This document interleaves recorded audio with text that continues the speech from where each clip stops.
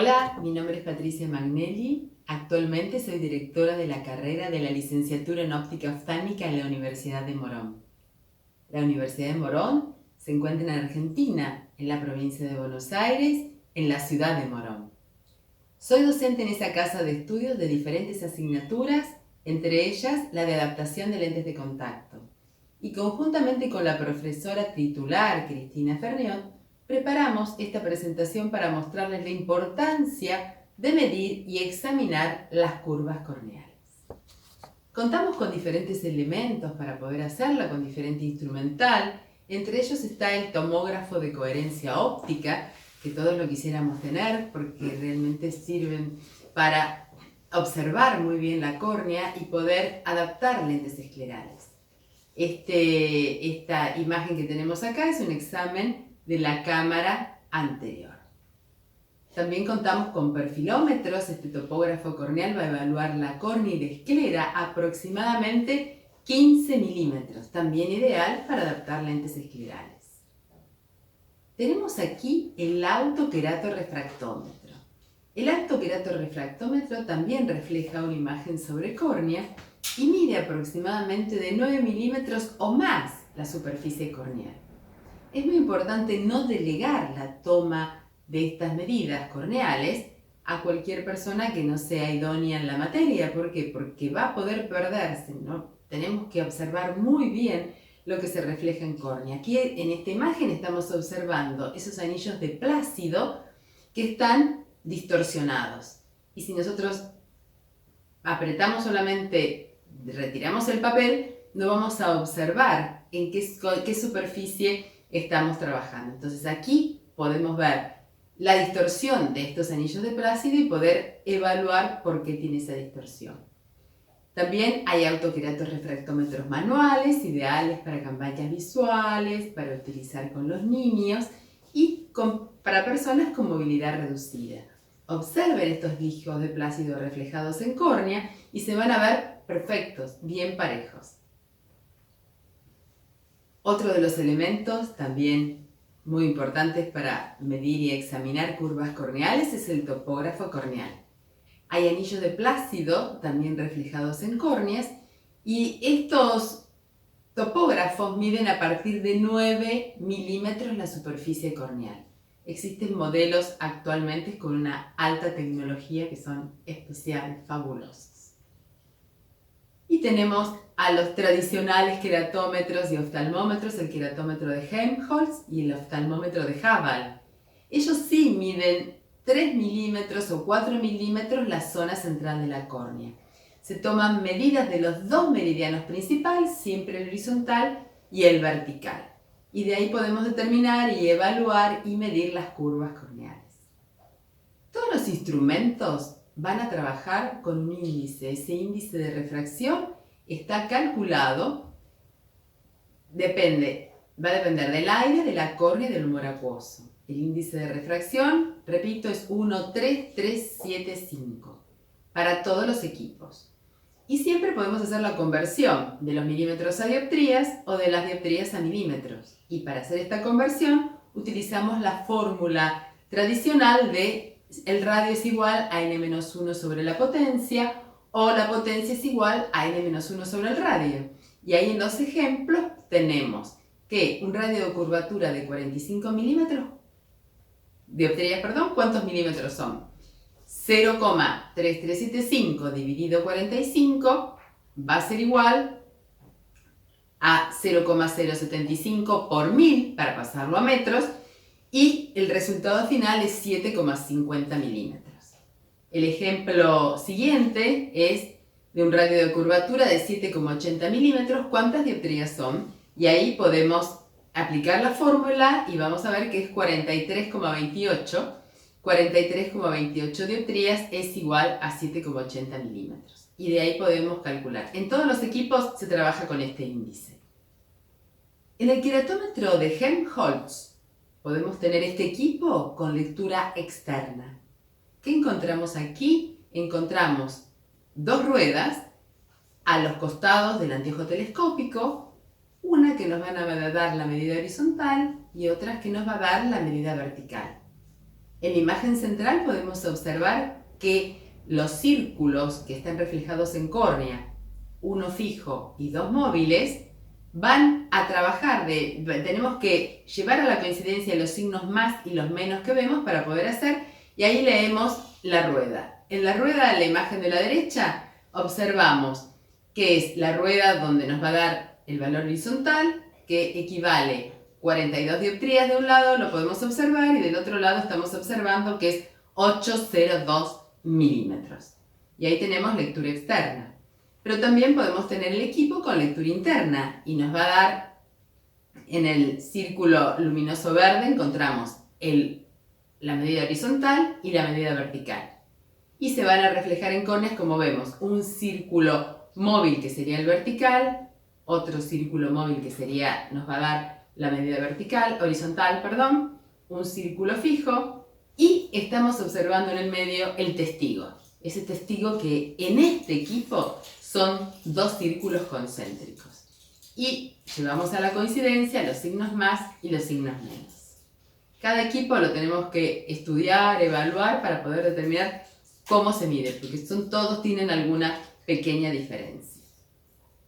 En el caso del queratómetro de Helmholtz podemos observar que los más no coinciden, y al no coincidir, ¿con qué nos vamos a encontrar? Que tenemos que girar el instrumento para verificar que el eje del astigmatismo corneal es diferente a 180. Y ahí nos va a demostrar también en qué eje está ese astigmatismo corneal cuando lo giramos, para llevar a la coincidencia otra vez el signo más y el signo menos.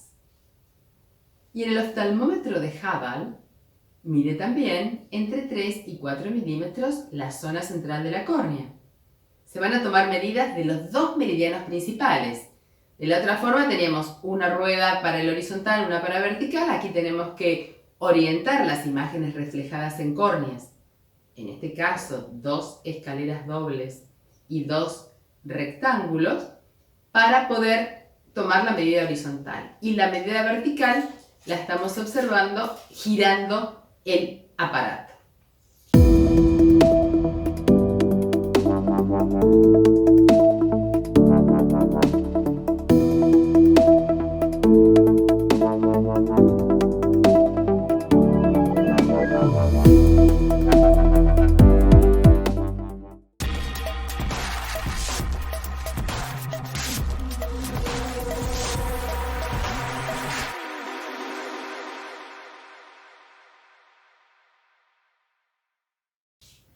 La medida se determina a partir de la coincidencia de las imágenes centrales, escalera y rectángulo.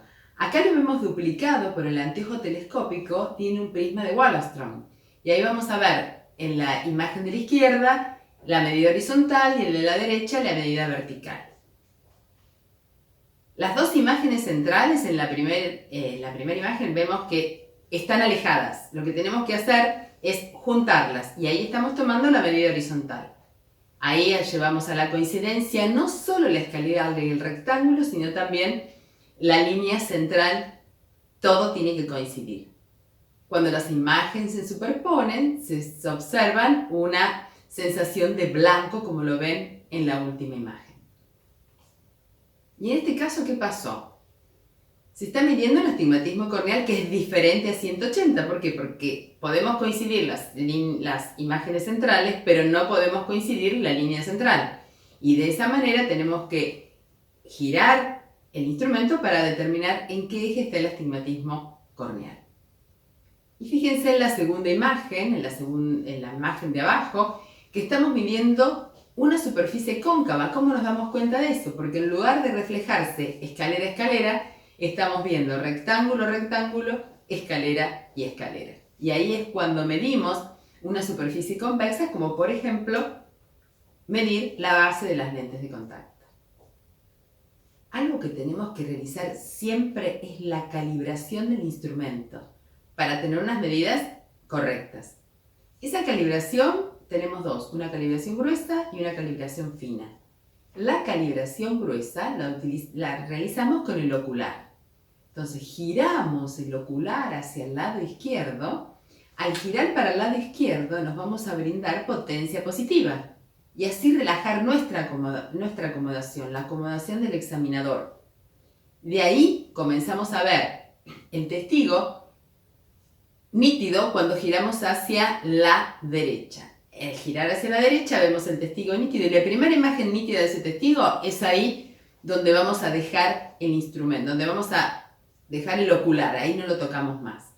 Los testigos pueden ser una cruz, doble círculo como lo vimos recién en el queratómetro de Helmholtz, o una línea oblicua, o hay modelos de oftalmómetros o queratómetros con diferentes testigos. En la calibración fina la vamos a hacer ya con una esfera patrón.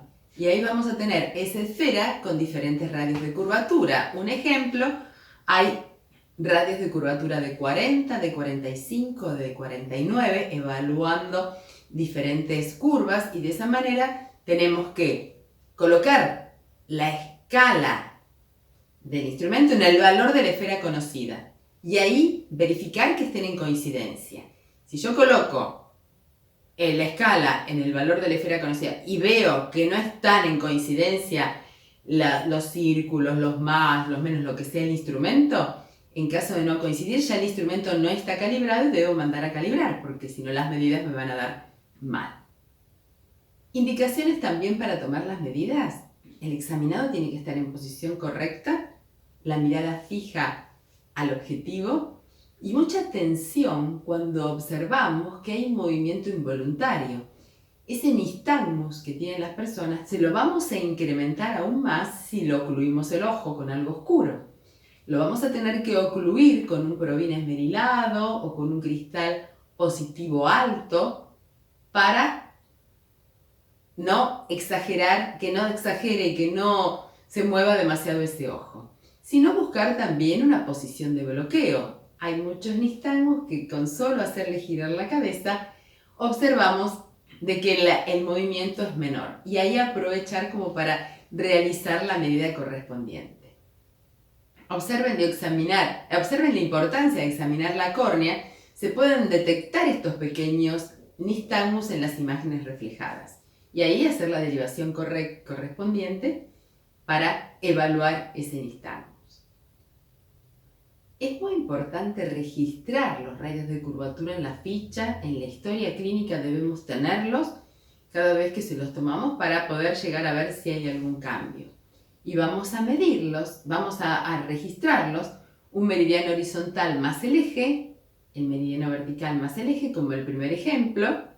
Recuerden que K es el meridiano más plano y cuando hablamos de K' es el meridiano más curvo. Otra de las posibilidades para el registro es horizontal, vertical y el eje del meridiano más plano. Como en el ejemplo lo tenemos, es 42 dioptrías 803 milímetros, la medida horizontal, y la medida vertical es 45 dioptrías 750 milímetros. Y ahí colocamos el eje del meridiano más plano, como lo pueden observar en 180 grados. Otra de las cosas que debemos registrar es la calidad de las miras, si están nítidas, si están borrosas o si están distorsionadas. Dijimos medir, hasta ahora medimos, pero también podemos examinar esa córnea. Al examinar la córnea podemos determinar qué tipo de córnea es, podemos determinar la cantidad del astigmatismo corneal, podemos determinar el eje del astigmatismo corneal, la calidad de las miras, tenemos que observarlas y ahí poder evaluar qué es lo que sucedió. Vamos a determinar también si la córnea es regular o si la córnea es irregular. Y también podemos evaluar al fin lagrimal. Cuando hablamos del tipo de córnea, tenemos que ver si la córnea es normal, cerrada o plana, para poder realizar o buscar la base apropiada de ese lente de contacto. Entonces, en una córnea normal tenemos radios de curvaturas de 42 a 45 milímetros, o sea, radios de curvatura entre 8,02 a 7,5 milímetros. Y en las córneas cerradas son mayores a 45 dioptrías, es decir, un radio de curvatura menor a 7,50 milímetros. Y podemos decir también que la córnea es plana cuando el radio de curvatura es menor a 42 dioptrías, es decir, que es mayor a 8,02 milímetros. Y ahí estamos evaluando el tipo de córnea que tiene. También podemos evaluar si tiene un astigmatismo a favor o en contra de la regla, u oblicuo. Entonces aquí tenemos en el dibujo con amarillo, observamos que si el astigmatismo se encuentra, o sea que si el eje horizontal se encuentra entre 0 y 30 grados, 180 o 50 grados, 150 grados, es un astigmatismo a favor de la regla. Cuando está entre 90 grados más menos 30, es decir, 60, 120 grados, estamos hablando de un astigmatismo en contra de la regla. Y los astigmatismos que se encuentren entre 30 y 60 grados es oblicuo, igual que en 120 y 150 grados, como no ven en el dibujo, es oblicuo también. Así que aquí estamos clasificando a la córnea de acuerdo a donde esté el eje de ese astigmatismo, el eje del meridiano más plano. En un ejemplo, un radio de curvatura 42 en 180, 45 en 90, quiere decir que el eje del más plano está en 180, tenemos un astigmatismo a favor de la regla. Cuando estamos hablando de astigmatismo en contra de la regla, el meridiano más curvo, en este caso 45, está en 180 y el meridiano más plano en 90. Astigmatismo en contra de la regla. Astigmatismo oblicuo, cuando ya observamos que están en la zona del oblicuo que recién vimos, y astigmatismo irregular es cuando la diferencia entre un meridiano y el otro es diferente a 90 grados, a 90 grados, es decir, que tenemos en este caso un meridiano en 10 grados y el otro en 120. No hay una diferencia de 90 entre ellos. Tienes una cita presencial con tu preparación académica, con los profesionales de la salud visual de América Latina, con los negocios. Asegura tu cupo en franjafedopto2021.com. Inscripciones. Enfrentando eficazmente la era digital.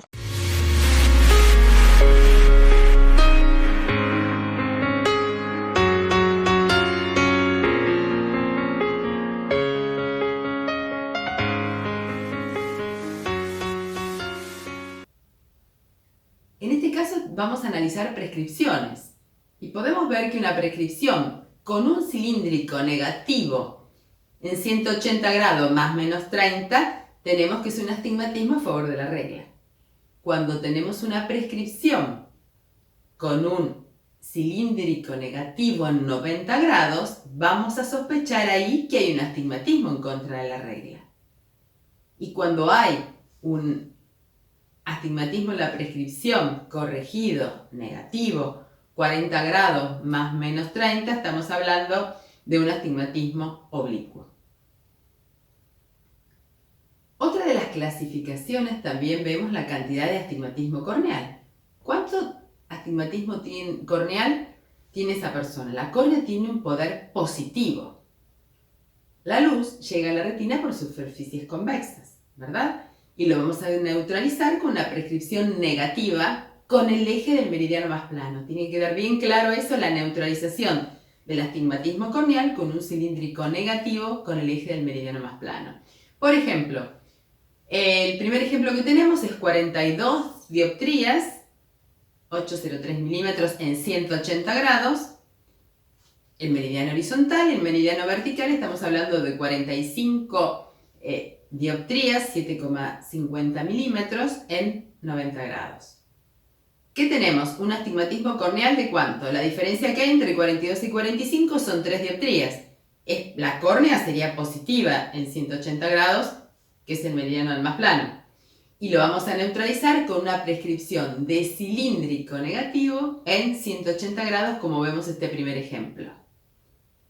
En el segundo ejemplo, estamos observando que ya la córnea está en contra de la regla, entonces el astigmatismo corneal ya va a ser más 3 en 90. 90 grados es el eje del más plano, el eje del más plano sería el eje de 42 dioptrías.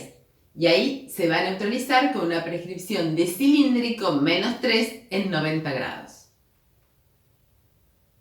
Otra de las clasificaciones que podemos tener al medir y examinar las curvas corneales es la de verificar si la córnea es regular o irregular. Cuando medimos, tenemos que ver que los ejes del meridiano horizontal y vertical sean ortogonales para decir que es una córnea regular. Cuando no son ortogonales, estamos diciendo que no hay una diferencia de 90 grados entre un meridiano y el otro. Ahí podemos ver unas topografías con una córnea regular y una córnea irregular. Otra de las cosas que podemos detectar, un astigmatismo interno y residual. ¿Por qué? Porque como en el ejemplo, estamos observando que tenemos una prescripción de un esférico -2 con un cilíndrico -4 en 90. ¿Y con qué nos encontramos? Con un radio de curvatura esférico o que tenga menor cantidad que el astigmatismo de la prescripción. Puede tener un astigmatismo de 0,50 y lo estamos observando. Entonces, ¿qué vamos a decir? Si me está corrigiendo 4 dioptrías y yo acá en este ejemplo tengo una córnea esférica, quiere decir que esas 4 dioptrías no son de córnea, es un astigmatismo interno. Y ahí puede ser una toricidad de la cara posterior de la córnea, una toricidad del cristalino, una toricidad de la retina. Y de esa manera estamos detectando que hay un astigmatismo interno y residual y pensando qué tipo de lente le vamos a colocar a ese usuario. Al examinar la córnea, yo tengo que registrar, como dijimos, las miras. Si están nítidas, están borrosas o distorsionadas. Si están nítidas no hay alteración corneal, pero cuando están borrosas o distorsionadas, tenemos que ver de qué se trata. Si son cicatrices que hay en córnea, que nos están reflejando esas imágenes borrosas, si hay úlceras, si hay queratitis, si hay ectasias corneales, que pueden aparecer así las imágenes borrosas, o si hay alguna alteración del film lagrimal. Entonces ahí empezamos la evaluación a ver de qué se trata, por qué estaban opacas esas miras. Cuando evaluamos el film lagrimal, podemos utilizar con estos instrumentos el NIBUD, el Break-up Time no invasivo, que es la observación de la película lagrimal sin teñir con fluoresceína. Y ahí podemos observar que hay imágenes nítidas reflejadas en córnea. En ese momento podemos indicar que parpadee 1 o 2 veces, que deje de parpadear y contar cuántos son los segundos hasta que se empiecen a distorsionar las miras. Y ahí sería la ruptura del film lagrimal. ¿Cuántos segundos demora en romperse? Ahí vemos los círculos distorsionados que se aclaran al parpadear. Y ahí después contamos esos segundos y evaluamos qué tipo de lubricantes, qué tipo de lentes, qué material, qué diseño vamos a utilizar. Aquí observamos en el disco de Plácido que en la zona inferior derecha se encuentran distorsionados por un problema de lágrima. Lo hacemos parpadear y ahí se aclara. Entonces al hacerlo parpadear y se aclara sabemos que es una ruptura de esa lágrima. Un detalle muy importante con estos autoqueratos refractómetros, podemos indicarle que se baje el párpado y enfocar en donde se encuentran las glándulas de meibomio. Podemos evertir el párpado y observar la conjuntiva palpebral y estamos observando esas glándulas y ese recorrido de las glándulas de meibomio. Es un detalle más como para evaluar la lágrima con este equipo. Y aparte de observar también con este equipo cómo se puede ver un menisco lagrimal. Conclusión. Medir y examinar las curvas corneales es imprescindible en la adaptación de lentes de contacto y no delegar como para nosotros estar pendientes de todo lo que observamos. No solo debemos tomar las medidas corneales, como decimos, debemos examinar a esa córnea. Debemos contar con la tecnología de avanzada y por supuesto que debemos seguir capacitándonos.